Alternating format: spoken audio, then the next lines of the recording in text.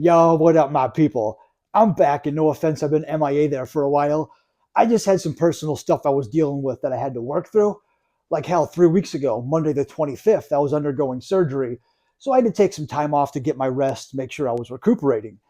And some of you might also know that this is not a very easy time of year for me. It's just this last Friday, September the 12th, it was the 21-year anniversary for my attempted suicide of me putting a gun to my head. It caused a traumatic brain injury as well as total vision loss.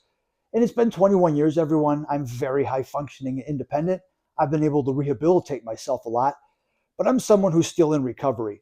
You see, when you have trauma, it's not something that just goes away. It's something you carry with you for the rest of your life. So that's why I'm someone who's still in recovery. And that's why every year around this time of year, I still have to go through the grieving process.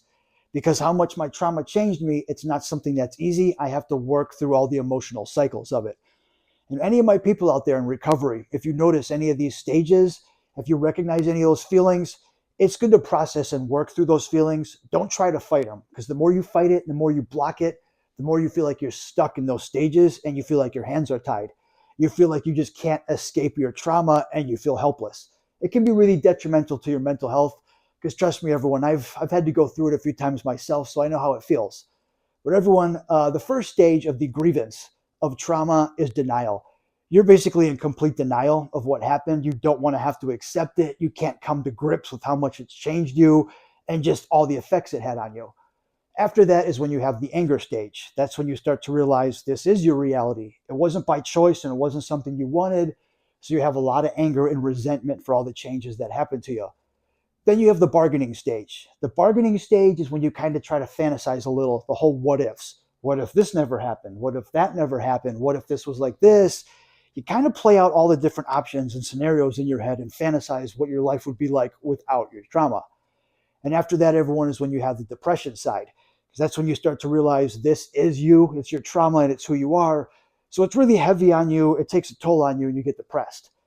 After that is the acceptance stage. Now, when you hit the acceptance stage, it's not that you've just accepted everything, everything's okay and fine and dandy. Acceptance stage is one of the hardest. When you get there, you really have to process and work through and accept this is your new identity. There's a lot of times when I get to that, I'm in denial still and I start all over, back to square one in denial. It takes a while to process and work through the emotions, everyone. When you get to that last stage, the acceptance, really, really try hard and work through it and just be able to accept your new identity. And at that point, everyone, again, it's not going to be that you're okay with your trauma. It's that you've learned how to cope and deal with it.